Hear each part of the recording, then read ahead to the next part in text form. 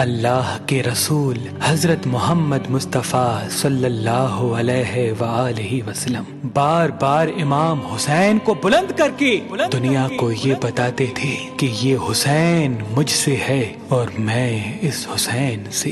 اے لوگو، اگر اس حسین پہ کوئی مشکل وقت آ جائے اور یہ تم سے مدد طلب کرے تو اس کا ساتھ دینا، کیونکہ یہ جنت کے جوانوں کا سردار ہے، میرا خون ہے، میری اولاد ہے۔ لیکن افسوس، ابھی رسول اللہ کی رحلت کو تھوڑا وقت ہی گزرا تھا کہ کربلا کے میدان میں ایک طرف 9 لاکھ کا مجمع تھا تو دوسری طرف وہ حسین جس کو اللہ کے رسول اپنے کندھوں پہ سوار کرتے تھے۔ امام حسین علیہ السلام اپنے نانا کی امت سے بار بار کہتے رہے کہ کیوں میرا رستہ روکا ہے؟ اے لوگو، پہچانو، میں تمہارے نبی کا نواسا ہوں۔ کیوں 3 دن سے میرے بچوں کو پیاسا رکھا ہے؟ کیوں میرے عزیز و اقارب کو شہید کیا ہے؟ بتاؤ، کیا میں نے رسول اللہ کی شریعت میں ترامیم کی ہے؟ کسی انسان کا حق کھایا ہے؟ کسی انسان پہ ظلم کیا ہے؟ اتنے میں فوج یزید ایک آواز میں کہنے لگی، اے حسین، ہم سب تجھے تیرے بابا علی کے بغض میں قتل کر رہے ہیں تاکہ یزید ہماری جھولیاں دولت سے بھر دے۔ امام حسین نے فرمایا، اے لوگو، آج جس اسلام کا علم تمہارے ہاتھوں میں بلند ہے، یہ علم میرے بابا علی نے بلند کیا، مت بھولنا۔ خیبر و خندق میں اگر علی نہ ہوتے تو اسلام کی فتح ناممکن تھی۔ وہ علی جس نے پوری زندگی اسلام کی تبلیغ کی، حق کو بلند کیا، رسول اللہ کی حفاظت کی، آج اس علی کو یہ اجر دے رہے ہو۔ اے لوگو، بتاؤ، اللہ کے رسول نے بار بار میرے بابا علی کا ہاتھ بلند کر کے فرمایا تھا کہ جہاں حق ہوگا وہاں علی ہوگا، جہاں علی ہوگا وہاں حق ہوگا، اور آج اس علی اور اولاد رسول کو یہ اجر دے رہے ہو۔ اتنے میں یزید کی فوج کے سپہ سالاروں نے دیکھا کہ کہیں فوج میں بغاوت نہ ہو جائے۔ اے شمر، کیا دیکھ رہے ہو؟ حملہ کرو۔ بس لاکھوں کی فوج نے جب رسول اللہ کے نواسے پہ حملہ کیا، امام حسین علیہ السلام نے اللہ کا نام لیا اور ذوالفقار کو نیام سے نکالا۔ تاریخ گواہ ہے، ایک طرف لاکھوں کا مجمع اور ایک طرف 3 دن کا بھوکا پیاسا حسین ابن علی۔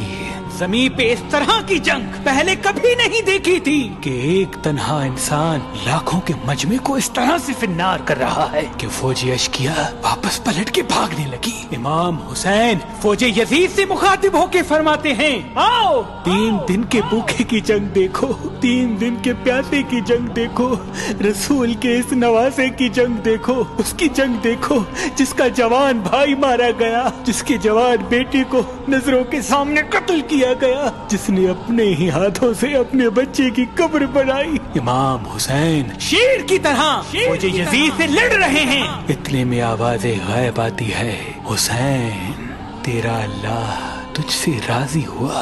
بس اس صدا کا سننا تھا، امام حسین علیہ السلام نے اپنی ذوالفقار کو تھام لیا۔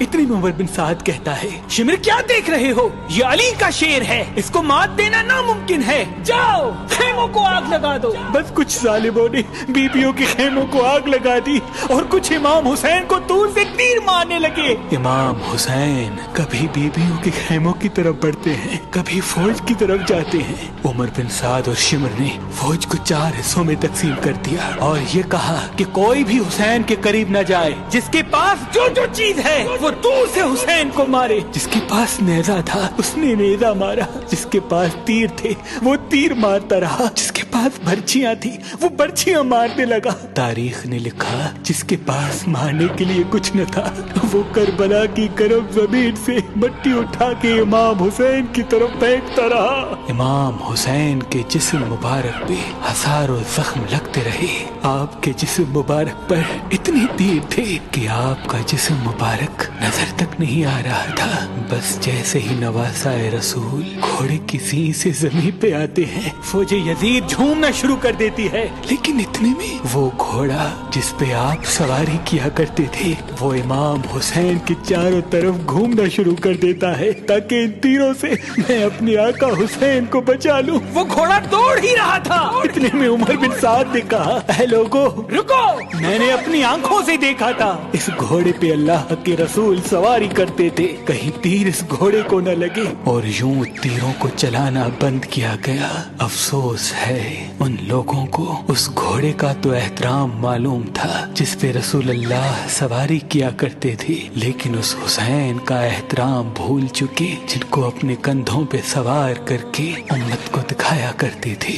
بس امام حسین علیہ السلام زمین کربلا پہ اپنا سر رکھ کے اللہ کا شکر کر رہے ہیں، اور وہاں فوج یزید کے مختلف سپاہی امام حسین کا سر کاٹنے کے لیے قریب آتے ہیں۔ جو بھی قریب آ کے امام حسین کے سر کو دیکھے تو اسے امام حسین کے چہرے میں رسول اللہ کا چہرہ نظر آئے اور وہ چیخ کے دور چلا جائے۔ اتنے میں شمر کہنے لگا یہ کام مجھ سے ہی ہونا ہے۔ جیسے ہی شمر نے خنجر امام حسین کے گلے پہ رکھا تو وہ دیکھے امام حسین کے لب ہل رہے ہیں۔ اس نے سوچا ہم نے حسین کا پورا خاندان قتل کر دیا، 3 دن تک حسین کے بچوں کو پیاسا رکھا، شاید حسین ہمیں بد دعا دے رہے ہوں گے، سننے کے لیے کان قریب کرے تو کیا سنے۔